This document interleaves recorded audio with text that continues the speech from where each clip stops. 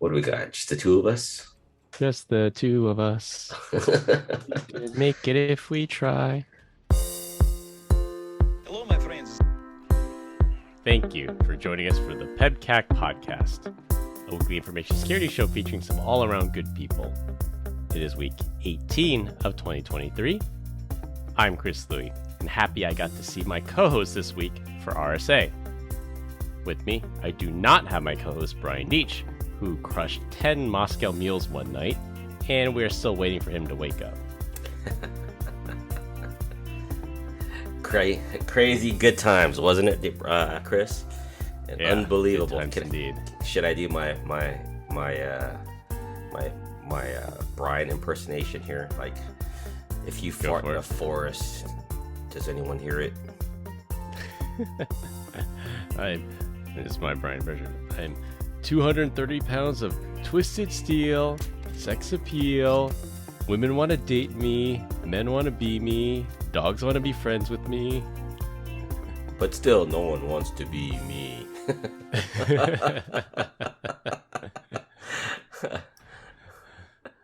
That's the good thing about the host that's not here. We always get to troll them. Yes, absolutely.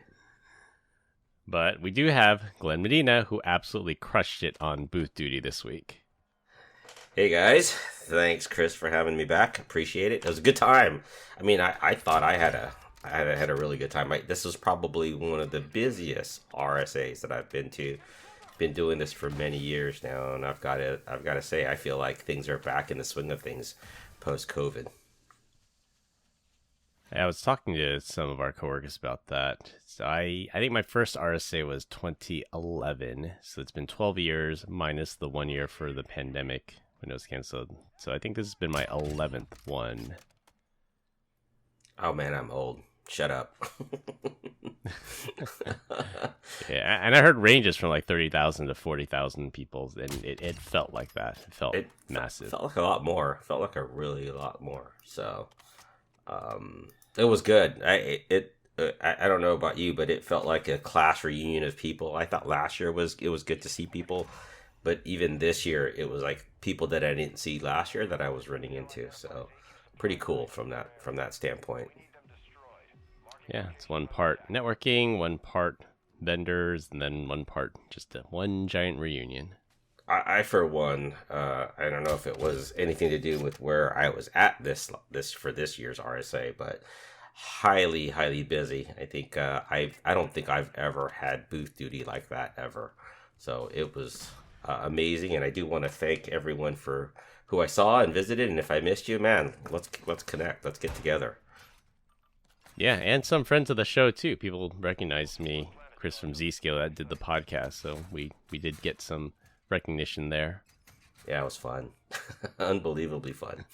It's like, hey, I'm a long-time listener, first time in person meet you, and I was like, wow, that's actually cool. But we should have done something. I'm still shocked and amazed, Chris, that we did not do something live at the show. Even try to record something.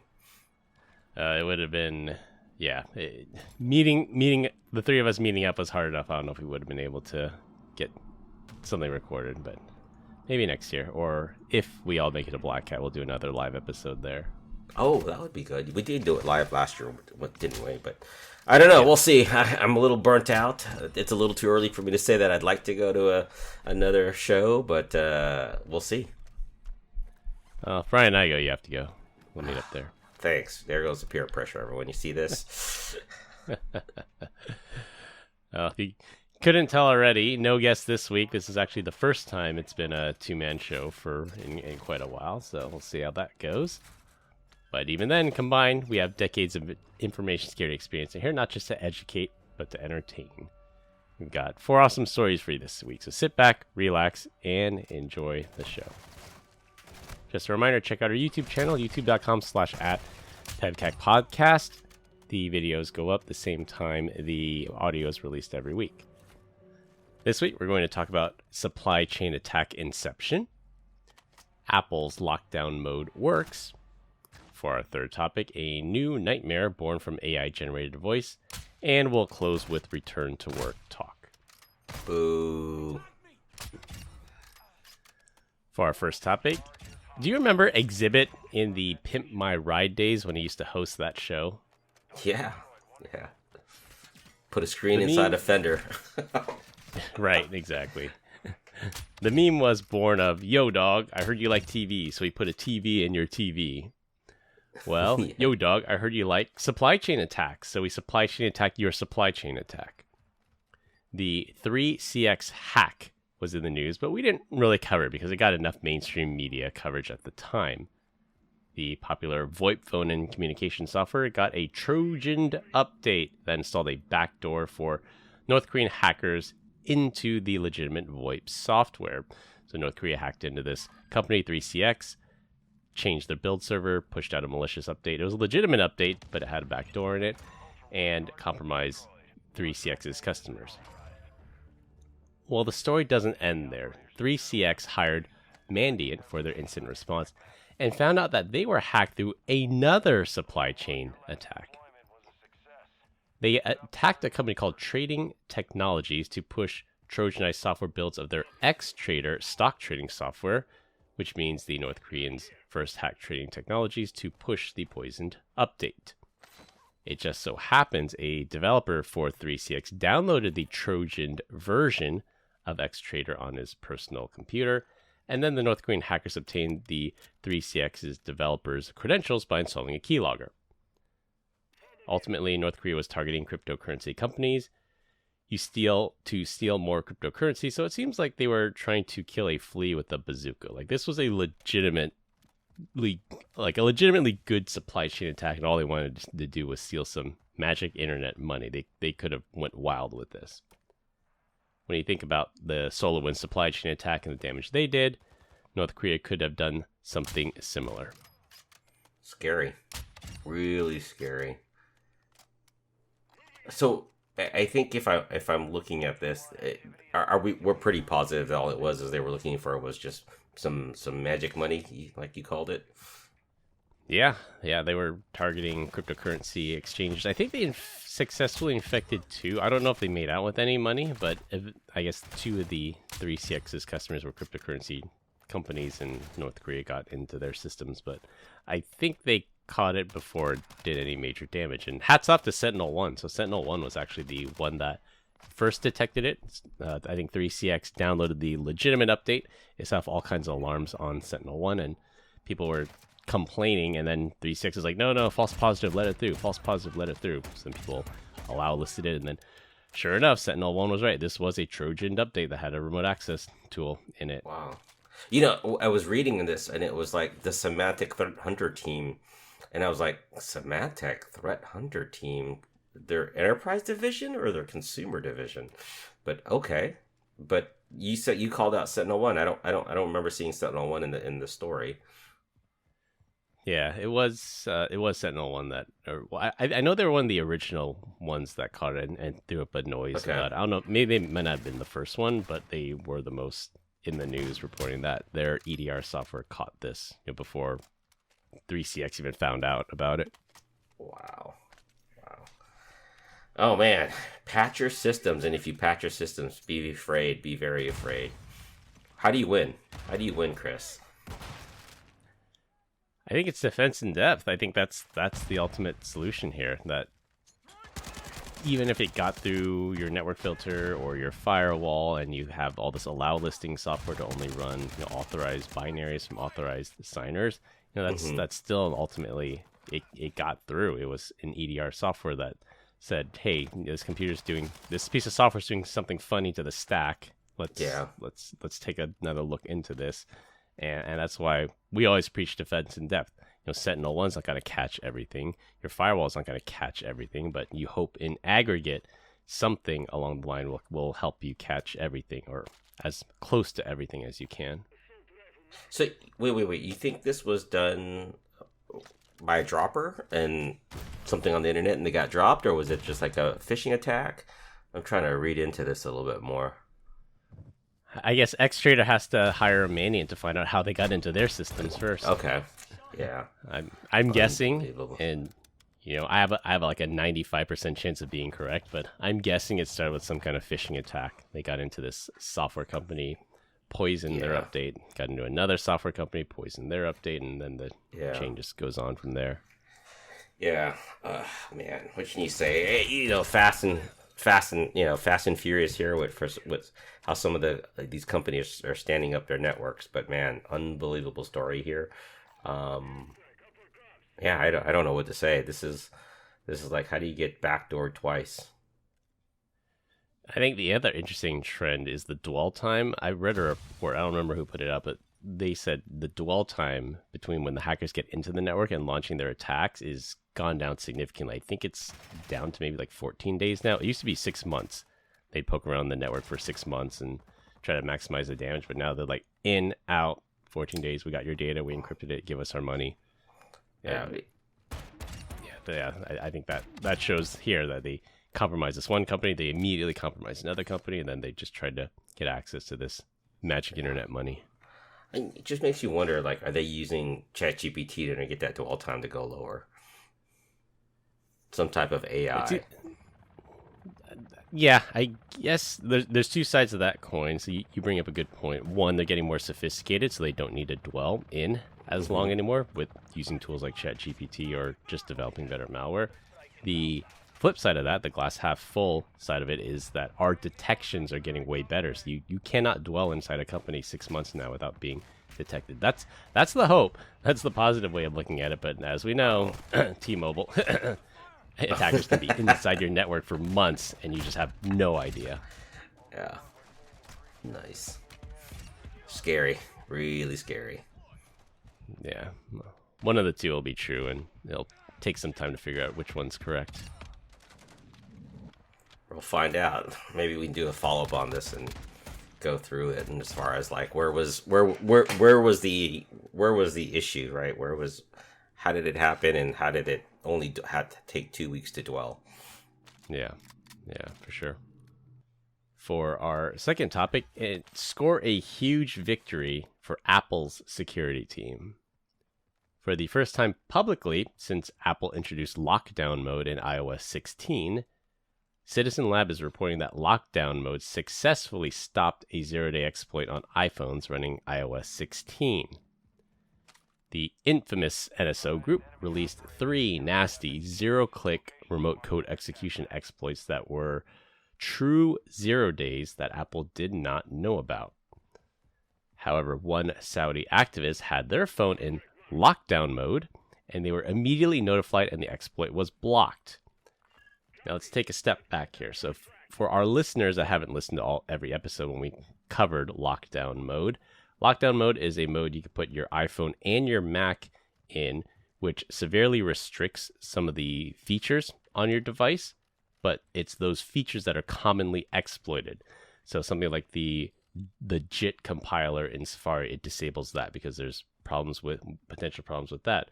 Loading link previews. So if somebody sends you a link through iMessage, it gives you a nice preview of it. That's a convenience feature, but that's also been exploited.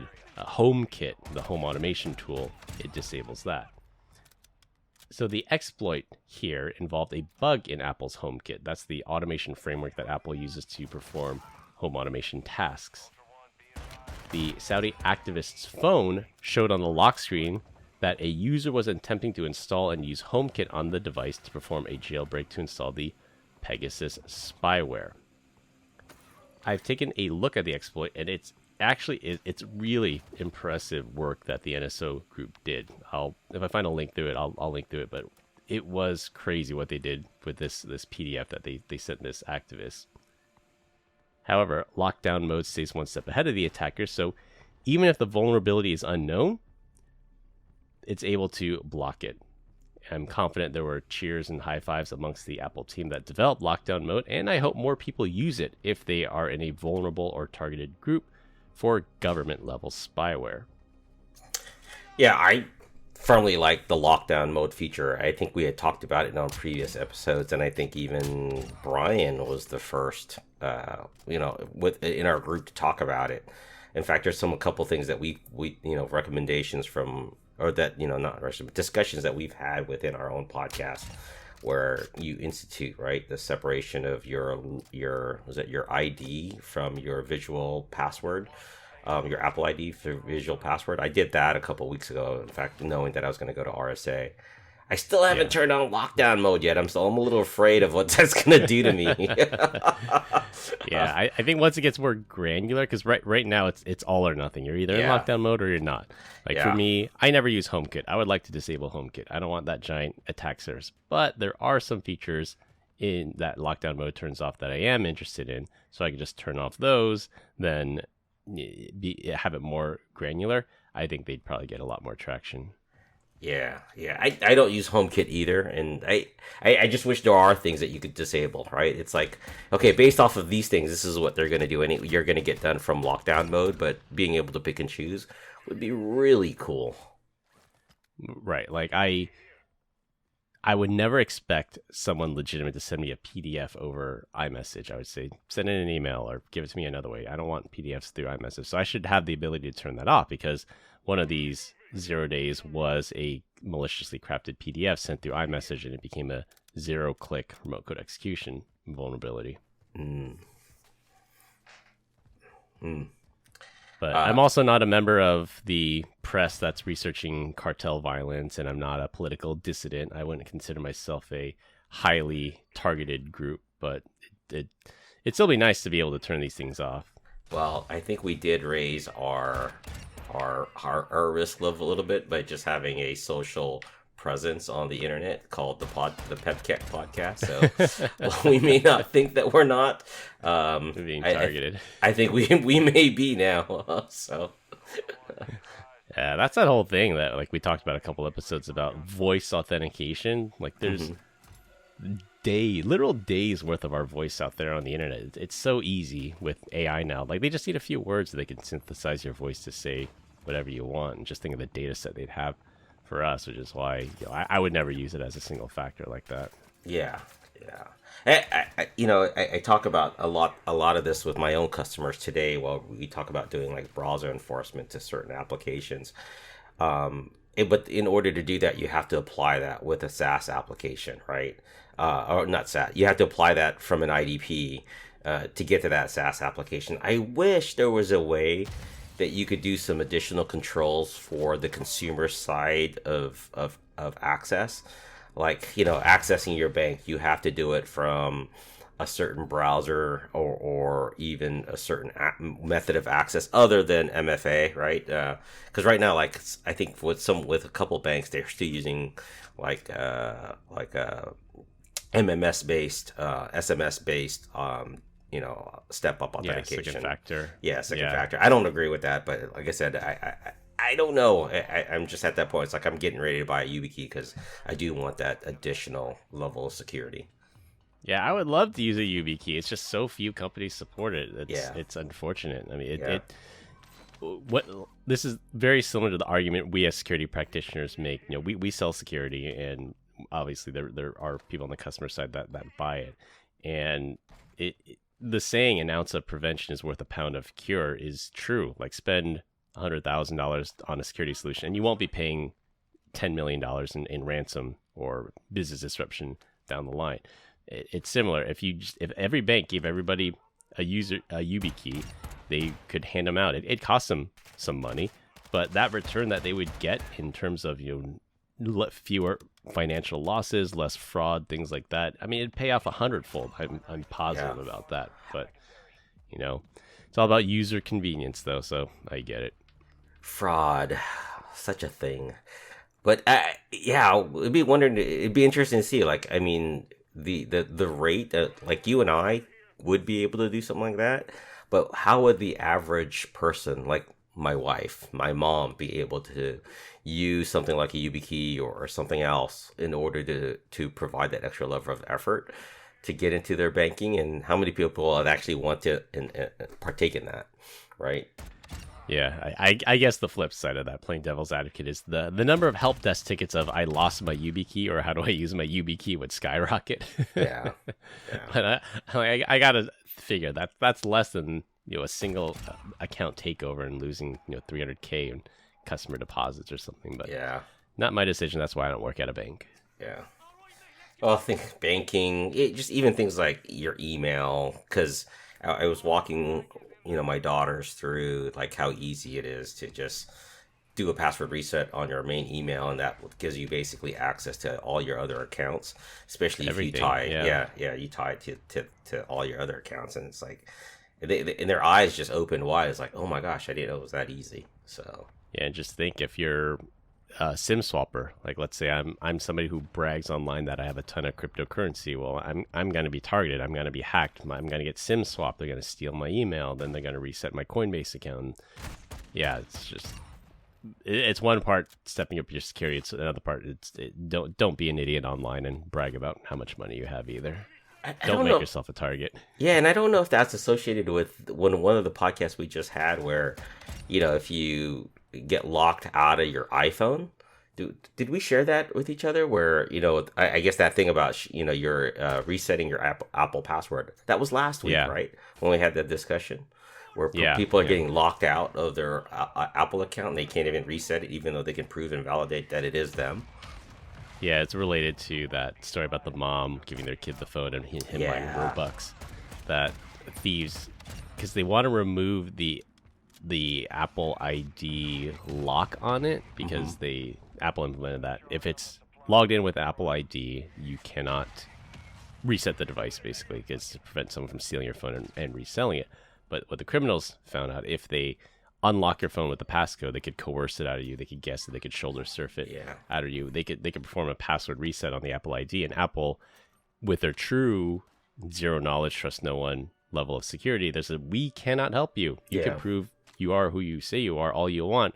We've made it cryptographically impossible for us to do that. And that's by design. That's a privacy measure. Yeah. Sorry it didn't work out for you, but we value privacy. Hey, take that a step forward, right? Because we all love our Macs. We all love our Apple devices. Love it, hate it. It doesn't matter.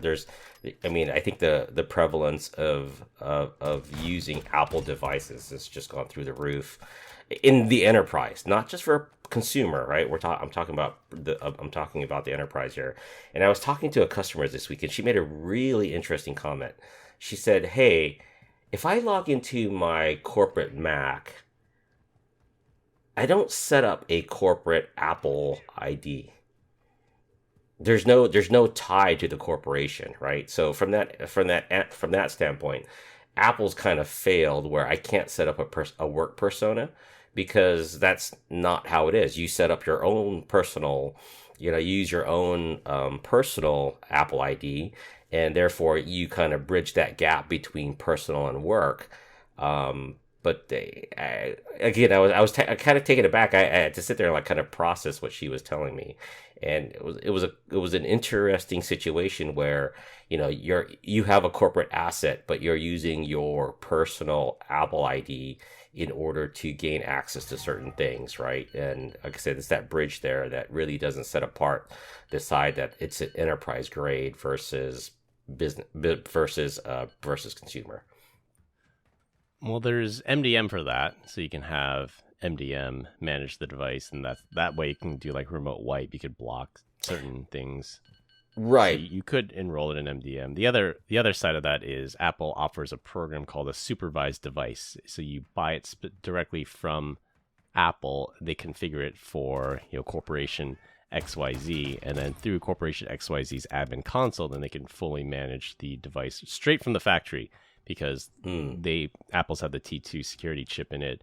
It's impossible to bypass because it's at the hardware layer, which is similar to, I think we've talked about it before, where you see those idiots breaking into Apple stores and just stealing the display Macs. Yeah. It's like, good luck being able to use that. That thing's a supervised device from Apple. It's going to be a brick. At best, you can use it for parts.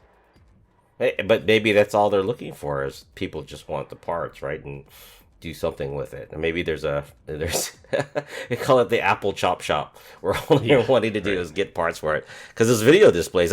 Here's one for you. I have a 1 year old, a little over a 1 year old Mac M1 16, right? 16 inch 16 inch MacBook Pro. Yeah, and one of the keys was acting really funny, and I was like, what is this?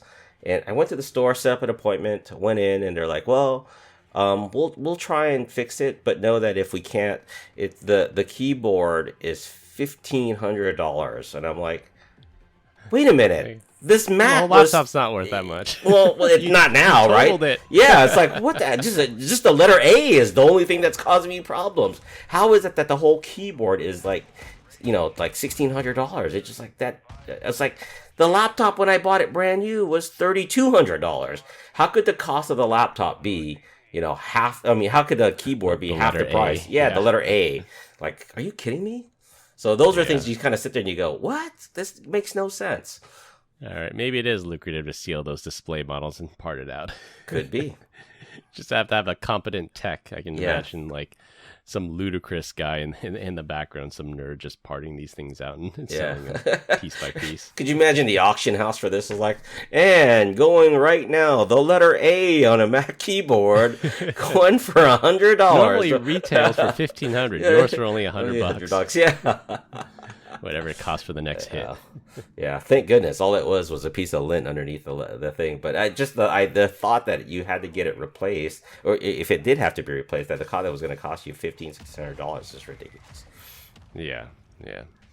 Right to repair will make a good topic for another podcast. I know Apple's. Go ahead. The right to repair. Apple's being forced to do it, but being forced to do it in a. They found some interesting workarounds to that. I'll save it for another topic in case we talk about it. Well, it goes to the same thing, right? With Tesla, right? The replace the battery costs, almost the price of a brand new Tesla, right? It makes no sense. Ooh, I actually have something related to that. My Tesla developed a squeak, and I set up an appointment to get it serviced. And when I looked online, it's anywhere between $700 and $1,400. But then somebody found a hack to do it at home for less than $20. So I order the stuff. I will report next week if I got rid of my squeak for $20 and saving me $1,400 or not. I could save you at least another $12, where you just go get yourself some WD-40, spray it on the part, and the squeak will go away. Yeah, I will report back on that. I'm excited to see if I can beat Tesla at their own game on this one. Let's do that. For our third topic, an investigation from Vice's motherboard is reporting a terrifying new trend, swatting as a service. They traced much of this activity to a particular account on Telegram called Tor Swats, which uses synthesized voices to pressure law enforcement to a specific location. We've talked about swatting before. That's where someone uses an internet voice over IP or VoIP service, or they spoof their phone number to conceal their identity and location, and they call 911 or 112, whatever the emergency number is for that country, and falsely report a crime in progress, hoping police will kick in the door. This was popular with famous Twitch streamers to get the police to raid someone's house while they were live streaming on Twitch. It's a prank, and sometimes it can even have deadly consequences. Sometimes bored teenagers call in fake bomb threats to their local school so they don't have to take a test for that day. For the low price of $75, Tor SWAT says they will close down a school. For $50, Tor SWAT says customers can buy extreme swattings in which authorities will handcuff the victim and search the house. Tor SWAT says they offer discounts to returning customers and can negotiate prices for famous people and targets such as Twitch streamers. Sounds like we've reached a new low here. Unbelievable. I don't know to be like, this is cool or this is like really scary. I've listened to some of the recordings. I think the recordings get released if somebody dies, potentially, like the 911 call. Mm-hmm. I've heard it, and it really is chilling, like hearing what they're saying. Like, there was one case, I think this was the case in, I want to say it was Kansas, the case of mistaken address. The two kids online playing Call of Duty. One side said, "Come at me, bro," and it's like, "Yeah, I live at 123 Fake Street. Come fight me." And then the other guy swats 123 Fake Street. It was just some random dude like that got caught in it. And basically, he says, "This is the caller impersonating somebody." And says, "Oh, I hired a woman to spend time with me. I murdered her. I'm going to kill myself. Or I'm going to kill other people. And then I live at 123 Fake Street. I need someone to come and stop me." And then that's when they bring out the SWAT team. And the SWAT team got there and they just saw like a family eating dinner. And you would think that would have set off a red flag that says, okay, that's not normal behavior when someone just murders somebody, that a family sits down and eats dinner. But yeah, they still kicked in the door, and yeah, that was a whole mess from that. Yeah. So, what did I want to say? I'm just so lost on this, right? That the idea, like maybe this vice motherboards, they're the investigation is from them, but it's like, do they look at a call routing, right? It's like, okay, you say these words, they indicate these things. So maybe you think they got like the recipe book on what dictates if you say this word so many times from a run book scenario at the police station, that'll kick off a SWAT scenario. Do you think they got that recipe? I think so, and I think this could also work both ways too, because there are like if you say, I killed someone and that's it, they just might send a squad car and come and collect and arrest you. But if you say, there's an imminent threat, I've got a rifle, I'm pointing it out the window at people, or I've set up bombs at my front door, like they know the trigger words to get the SWAT team out there and not just some squad car. But I think on the other side of it, this is possibly where you could use a large language model like ChatGPT, feed the transcript as it's read live and say, is this legitimate? Does the person sound stressed? Does it sound like somebody that just killed someone? And then specifically for this case in Kansas, I remember on the 911 call, the caller asks, where'd you meet this woman? And then the fake caller says, I picked her up from a bar that's a few kilometers away. And like, well, that seems really odd to be talking about kilometers if you're supposedly in Kansas. Like something like that should have set off a red flag as well. But I mean, hindsight's 2020. 911 callers and law enforcement in very high stress situations, you can't take any chances. But still, after the fact, there were all these red flags there that should have known that this was a prank. And maybe we can apply AI to this to have what's the likelihood that this is a prank versus this is a real threat. Yeah, how bad has society gotten now that we're commoditizing the ability to do this and do it with, was it audio AI, with voice AI? No person needed. I just type crap into my keyboard and I can get someone swatted. Like, what does this world come to? Yeah. I just remember my dad, God rest his soul. I mean, he used to tell me, he's like, Glenn, if you get in trouble, I'm in the military. If you get in trouble, I'm going to leave you in jail overnight. Like, there was no discussion about it.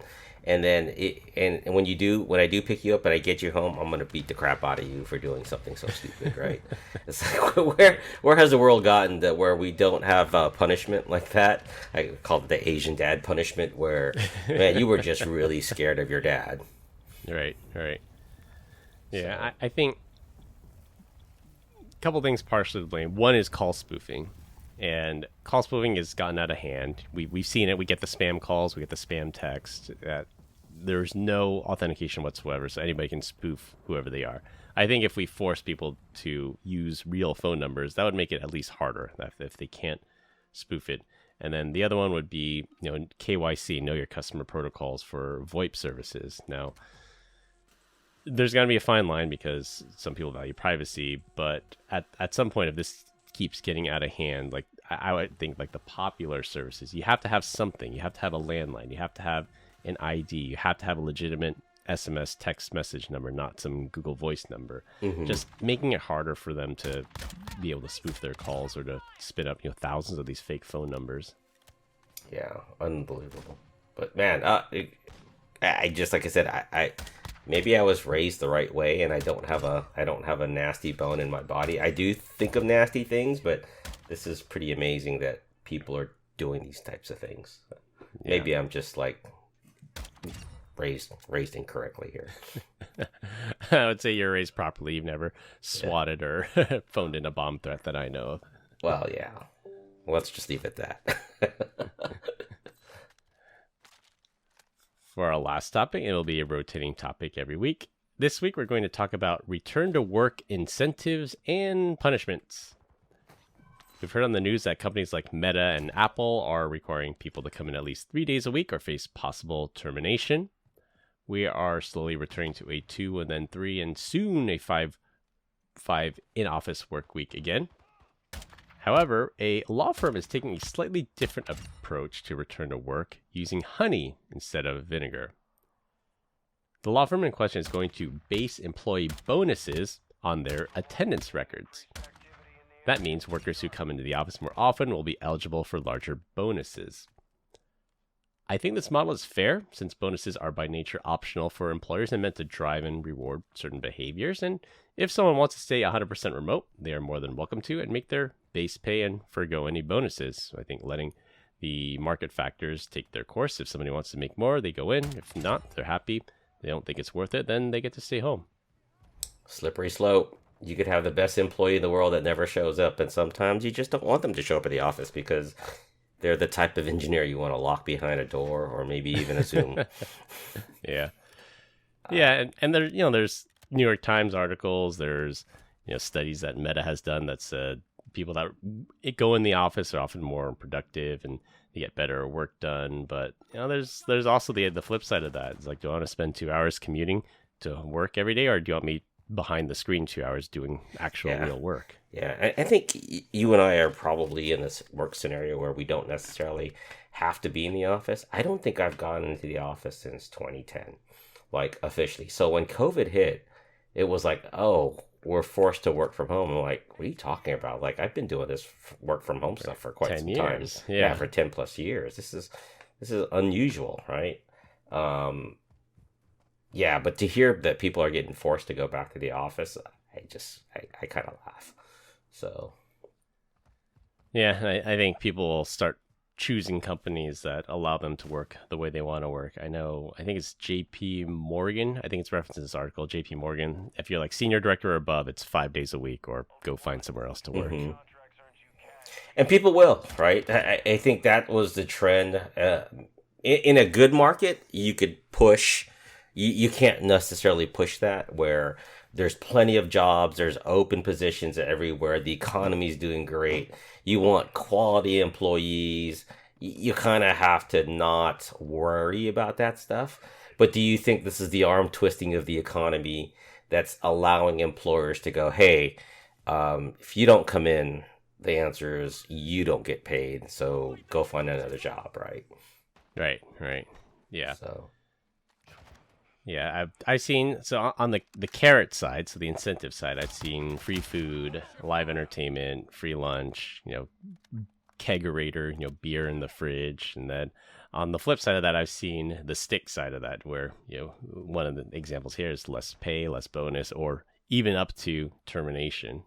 Yeah, but what happens if you do go back to the office and the economy's not so great? So you went back to the office and your employer says, okay, there's no free food. And by the way, we took away water. You want your own coffee. You're gonna have to bring your own pot.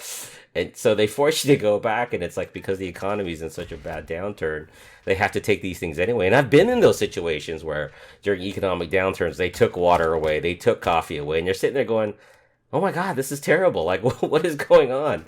And yeah, why even come back in at this point? Yeah, and you compare that to, like, it's funny because I remember that in like 2007, 2008, when the economy was kind of hitting the crapper in those recessions.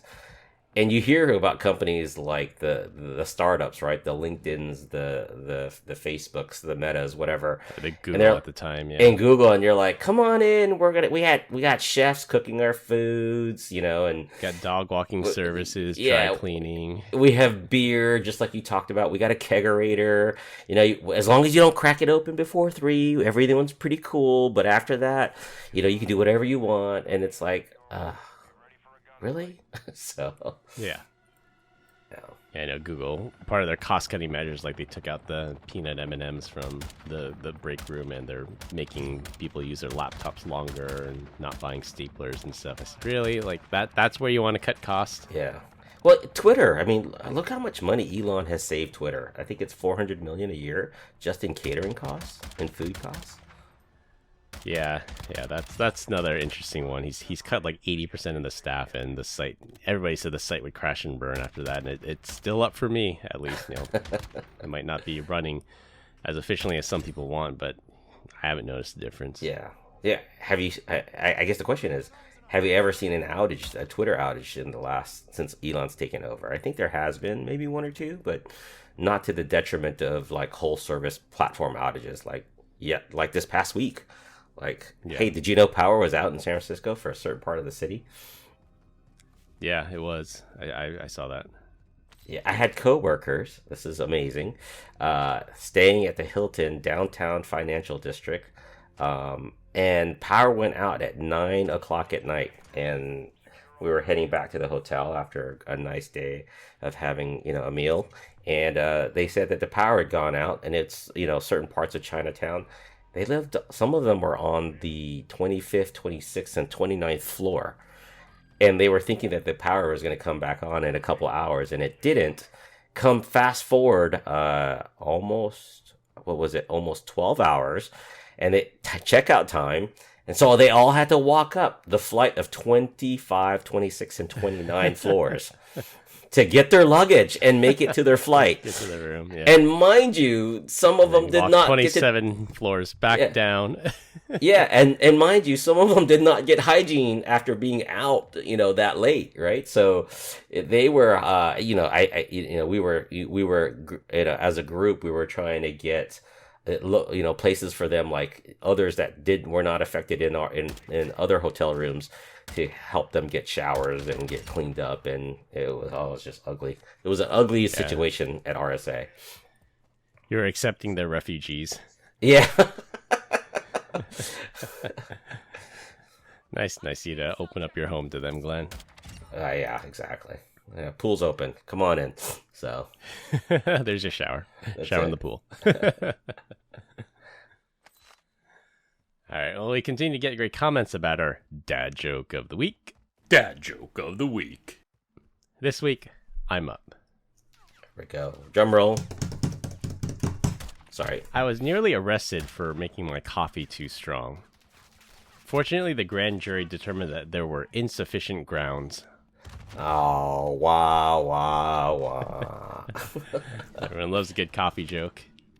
That's it. All right, to wrap things up, 3CX got hacked through a supply chain Inception. Apple's lockdown mode really works. Do turn it on if you're in a target or vulnerable group. AI voice-generated swatting attacks are coming. And market forces will determine returning to work. Well, no Brian this week, but let's hope we didn't lose any listeners. So I hope we were entertaining enough. Absolutely. Maybe if anything, we'll gain listeners. Oh, that's right. We'll see. Yeah, we didn't upset some of our listeners by having to listen to Brian and his rants. Yeah. That's all I have for this week. Hope you enjoyed this week's episode. You can find us all on LinkedIn. Links will be in the description. Follow us on Instagram at PEBCAK Podcast. Thank you to all our listeners and subscribers who rated us 5 stars in the iTunes Store and Spotify and left us a review. We appreciate you all spreading the word to help grow the show. The best way to find us is a search for the PEBCAK Podcast on your favorite podcast listening app. For my co-host Glenn Medina, I'm Chris Louie. Thanks for listening. We'll see you all next weekend. As always, have a nice day. Bye, Felicia. Have a nice day.